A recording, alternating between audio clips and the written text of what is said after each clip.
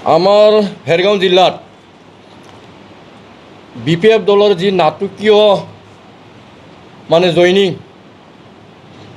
আমাৰ 27 তাৰিখত খালিংদুৱাৰ, 30 ছেপ্টেম্বৰত মুদৈগুৰি আৰু 1 অক্টোবৰত খৈৰাবাৰী, এই তিনিটাত যি মানে নাটকীয়ভাৱে BPFে ৰাইজক মানে আঁৰত ৰাখি ভুৱা দি যি জইনিং চেৰিমনি কৰিলে, তাৰ প্ৰতিক্ৰিয়া হিচাপে মই আজি তিনিটা ব্লক কমিটিৰ সভাপতিসকলক লৈ আজি প্ৰতিক্ৰিয়া প্ৰকাশ কৰিবলৈ বিচাৰিছোঁ। যে 27 তাৰিখে তেখেতসকলে খালিংদুৱাৰৰ বৰদলৈ ভৱন স্মৃতি ভৱনত তেখেতসকলে মানে জইনিং চেৰিমনি কৰিছিলে। তাত তেখেতসকলে প্ৰায় 1700 জইনিং কৰা বুলি ফালে কৈছিল, কিন্তু আমি জানিব পৰা মতে, আমি তাৰ পৰা তথ্য পোৱা মতে মাত্ৰ জনসাধাৰণৰ বা মানুহৰ সমাগম মাত্ৰ 500হে হৈছিল, আৰু তাতে তেখেতসকলে 1700 জইনিং দেখাইছিল। তাত আমি কিবা কৰা মতে, পৰ্যবেক্ষণ কৰা মতে আমাৰ UPPLৰ কোনো কৰ্মী তাত এজনো নাই, বিগ জিৰ'। আৰু তেখেতসকলে মানে ফটা ঢোল বজাই বিৰাট যোগদান বুঢ়া বুলি ক'বলৈ গৈ আছে। ইয়াৰ পিছত তেখেতসকলে মুদৈগুৰিত 30 অক্টোবৰত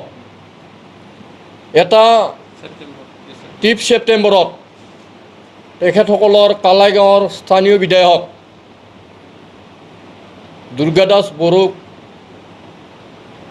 নেতৃত্বত এটা ভুৱা, তেখেতসকলৰে সভাপতিক ভুৱা এটা তথ্য দি বাহিৰৰ পৰা বহুতো আমাৰ মাইনৰিটি ভাইসকলক আনি তেখেতসকলে বিৰাট মানে যোগদান কৰা বুলি পেলাই দেখুৱালে। সাংবাদিক বন্ধুসকলৰ কিছু সাক্ষাতত তেখেতসকলে আমি দেখা পালোঁ তথ্যমতে, আমি আগতেও মানে BPFত আছিলোঁ, আকৌ এতিয়াই BPFত জইন কৰিছোঁ বুলি ফালে তেখেতসকলে কিছু সাক্ষাৎকাৰ লোৱা আমি দেখা পালোঁ। আমি অনুসন্ধান কৰি পালোঁ তাতো আমাৰ UPPL কৰ্মী একে জিৰ', মানে নাই, শূন্য। মানে তাতে এনেকুৱাও হ'ল যে UPPL কৰ্মী কিমান আছে হাত উঠাওক বুলি পেলাই যেতিয়া নেকি তেখেতসকলে ক'লে, মানে এজনো নাই। এনেকুৱা ধৰণৰ মানে এটা হাস্যকৰ মানে জইনিং চেৰিমনি BPFে পাতি আছে, আৰু ৰাইজৰ মাজত তেখেতসকলে ভুৱা প্ৰচাৰ কৰি আছে। তাৰ কাৰণে তেখেতসকলক মই গৰিহণা দিছোঁ। তেখেতসকলে জইনিং চেৰিমনি কৰাত আমাৰ কোনো ক'বলগীয়া নাই, কিন্তু এনেকুৱা ধৰণৰ মানে মিছা কথা মানে প্ৰকাশ যাতে তেখেতসকলে নকৰে, তাৰ বাবে তেখেতসকলক মই সকীয়াই দিছোঁ। ইয়াৰ পিছত 1 অক্টোবৰ খৈৰাবাৰীত তেখেতসকলে জইনিং চেৰিমনি কৰিলে। তাতো তেখেতসকলে কি কৰিলে, বাহিৰৰ পৰা গোটেই মানুহ লৈ গ'ল।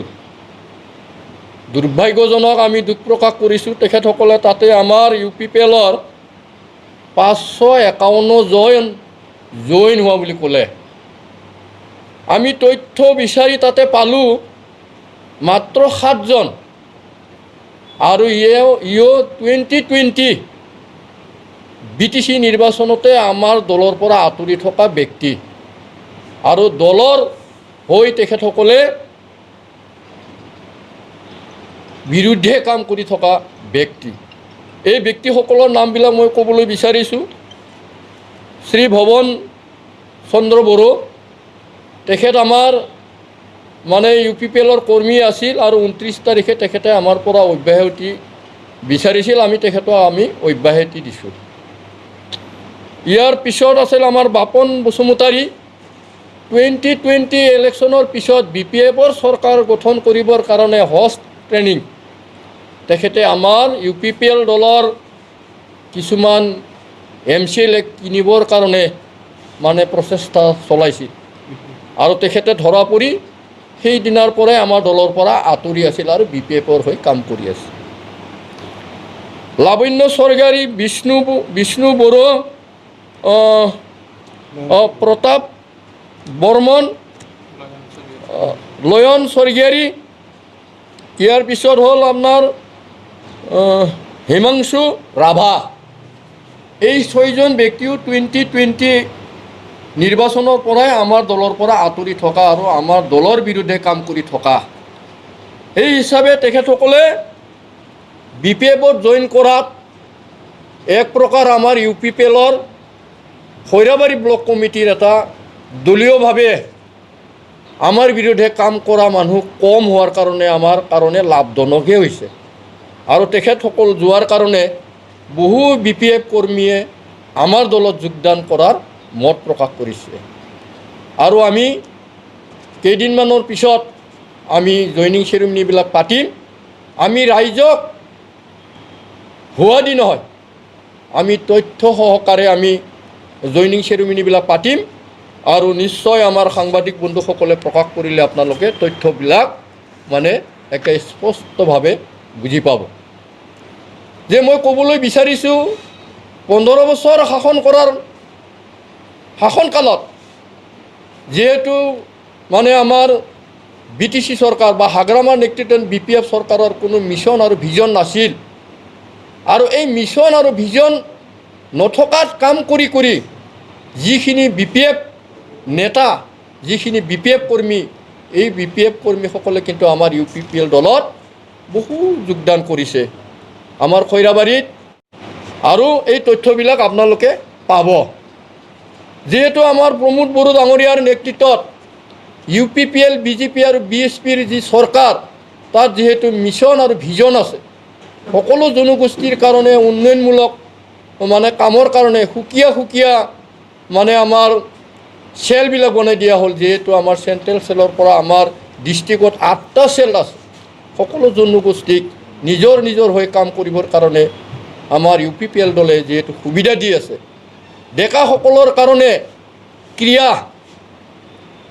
ক্ৰিয়াৰ ব্যৱস্থা, সংস্থাপনৰ ব্যৱস্থা, সুপাৰ 50ৰ ব্যৱস্থা, বৰ্তমান আমাৰ ক্ৰিয়াৰ কাৰণে আমাৰ সন্তোষ ট্ৰফি, ISPL, দুৰণ কাপ, এই গোটেই প্ৰতিযোগিতাবিলাক আমাৰ দলৰ পৰা কৰি দিয়া হৈছে। আৰু ডেকা সমাজক মানে ইউথছক মানে ভৱিষ্যতৰ যি উজ্জ্বল যি মানে ৰাস্তা বা ভৱিষ্যত চৰকাৰে ইউথৰ কাৰণে কি কৰিব বিচাৰিছে, এইটো স্পষ্টভাৱে প্ৰকাশ কৰাৰ কাৰণে গোটেই ডেকা সমাজবিলাক আমাৰ UPPL দলত আছে। মহিলাসকলক 15 বছৰে তেখেতসকলে কি কৰিছিলে? আন্ধাৰত ৰাখি কিনা বেচা কৰিছিলে। কোনো তেখেতসকলৰ মিছন আৰু ভিজন নাছিলে। আমাৰ দল চৰকাৰত অহাৰ 3 বছৰ পূৰ্ব নোহোৱাতে মহিলাসকলৰ কাৰণে এটা ভিজন কৰিলে। সেই ভিজনৰ দ্বাৰা মহিলাসকলক ইতিমধ্যে 3865 আত্মসহায়ক গোটক প্ৰথম কিস্তি হিচাপে 25,000কৈ টকা দিলে। আৰু এই বিশ্বাসত মহিলাখিনিও আজি আমাৰ UPPL দলৰ হৈ UPPL দলক মানে আশ্বাসত লৈছে।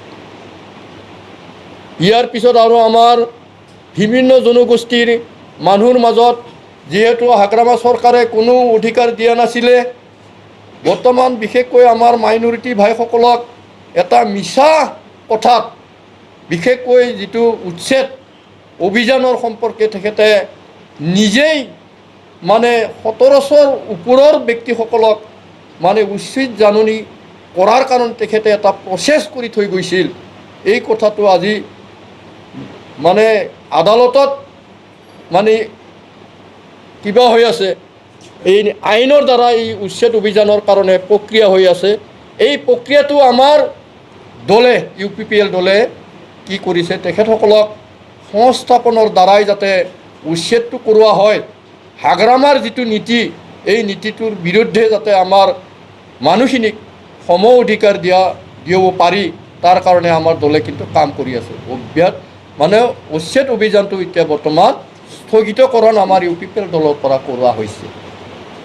আৰু এই উচ্ছেদ অভিযানৰ পৰা যাতে মাইনৰিটি ভাইসকলে যাতে পৰিত্ৰাণ পায়, তেখেতসকলে যাতে চৰকাৰৰ দ্বাৰা সহায় হয়, এই কাৰণে কি কৰা হৈছে, আমাৰ যোৱা কালি 2 তাৰিখত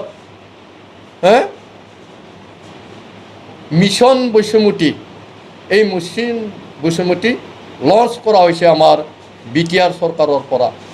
যিসকলে উচ্ছেদ অভিযানৰ সন্মুখীন হৈছে তেখেতসকলে এই মিছন বৈশ্যমতীত আবেদন কৰক, আৰু এই মিছন বৈশ্যমতীৰ দ্বাৰা তেখেতসকলে কি পাব, তেখেতসকলৰ যি ন্যায়, এই ন্যায়টো তেখেতসকলে পাব। আৰু যদি উচ্ছেদ হয় তথাপিও তেখেতসকলে পুনৰাই মানে সংস্থাপনটো পাব। আৰু যোৱাকালি এটা লঞ্চ কৰিলে আমাৰ মানে প্ৰমোদ বড়ো ছাৰে, UPPL, BSP আৰু BJP চৰকাৰে এই লঞ্চৰ দ্বাৰা মানে ঠেংফাখৰি আঁচনিটো তেখেতসকলে লঞ্চ কৰিলে যোৱাকালি। আমাৰ BTCত 420টা VCDC আছে, আৰু এই 420টা VCDCত কি দিব, ঠেংফাখৰিৰ অধীনত, আঁচনিৰ অধীনত এজন শিক্ষিত ছোৱালী বা মহিলা এটা VCDCত মানে তেখেতসকলে কি কৰিব, এপইণ্টমেণ্ট দিব। আৰু এই এপইণ্টমেণ্টৰ দ্বাৰা আমাৰ মানে যিখিনি শিক্ষিত ছোৱালী বা শিক্ষিত মহিলা তেখেতসকলক সংস্থাপন দিবলৈ বিচাৰিছে। আৰু গাঁৱত VCDC লেভেলৰ গাঁৱত যিখিনি আমাৰ শিক্ষিত মহিলা বা ছোৱালী আছে তেখেতসকলক ঘৰে ঘৰে গৈ তেখেতসকলে ছ'চিয়েল মিডিয়াৰ জ্ঞান তেখেতসকলে বিনা পইচাই মানে প্ৰদান কৰিব। এই গোটেইবিলাক আঁচনি, মিছন আৰু ভিজন যিহেতু আমাৰ মানে দলে ৰাইজক দি আছে, আৰু সেইকাৰণে ৰাইজে আমাৰ UPPL দলত বিশ্বাস আৰু আশ্বাস ৰাখি সকলোৱে আমাৰ দলত যিসকলে BPFৰ মানে জনা ব্যক্তি আছে তেখেতসকলেও আমাৰ মানে UPPLক সমৰ্থন জনাই কাম কৰাটো আমি দেখিবলৈ পাই আছোঁ। আৰু হাগ্ৰামা মহিলাক মই মানে ধিক্কাৰ দিওঁ যে তেখেতৰ যিখিনি নেতাপালি নেতা, তেখেতসকলৰ যি নাটক, এই নাটকৰ জৰিয়তে যাতে তেখেতে আৰু ভৱিষ্যতত মানে জইনিং চেৰিমনিবিলাক নকৰে আৰু আমাৰ মাজত যাতে প্ৰপাগাণ্ডা নকৰে, তাৰ কাৰণে তেখেতক মই পুনৰাই মানে সকীয়াই দিছোঁ। আৰু ভৱিষ্যতত আমাৰ UPPLৰ দলৰ মানে ভালৰ কাৰণে ৰাইজৰ যি মতামত, এই মতামতটো মই সন্মান জনাইছোঁ। আৰু এই 3টা মানে জইনিং কাৰ্যসূচীত আমাৰ দলীয় কৰ্মীয়ে বা আমাৰ ব্লক সভাপতি সম্পাদকসকলে, আমাৰ দলৰ নেতাসকলে ৰাইজৰ মাজত যি বিভ্ৰান্তিৰ সৃষ্টিৰ পৰা ৰাইজক বুজায়, আমাৰ কৰ্মীসকলক বুজায়, তেখেতসকলৰ যিটো মানে ভুৱা মানে জইনিং চেৰিমনি, এই চেৰিমনিটিত যাতে কোনো ব্যাঘাত নজন্মাকৈ তেখেতসকলে মানে কৰি দিলে, আমাৰ UPPL দলৰ হৈ তেখেতসকলে সবল নেতৃত্ব কৰিলে, তাৰ কাৰণে মই তেখেতসকলক আজি ধন্যবাদ জনাইছোঁ। আৰু সদশেষত পুনৰাই আমাৰ জইনিং চেৰিমনিবিলাক হ'ব। নিশ্চয় আমি দুৰ্গা পূজাৰ আগে আগে আমাৰ খৈৰাবাৰীত ভূঞাঘাটত প্ৰায় 700ৰ পৰা 800লৈ আমাৰ BPF কৰ্মী আমাৰ দলত জইন কৰিছিলে। আৰু এই জইন কৰা ব্যক্তিসকলক মানে ভুলক্ৰমে জবৰদস্তি তেখেতসকলে ভাবুকি দি মানে খৈৰাবাৰীক জইন কৰাত তেখেতসকলে মানে BPF মানে জিন্দাবাদ বুলি ক'ব দিওঁতে মানে UPPL জিন্দাবাদ বুলি ফালে কৈ থকা মানে পৰ্টেল নিউজত মানে তথ্যটো আছে।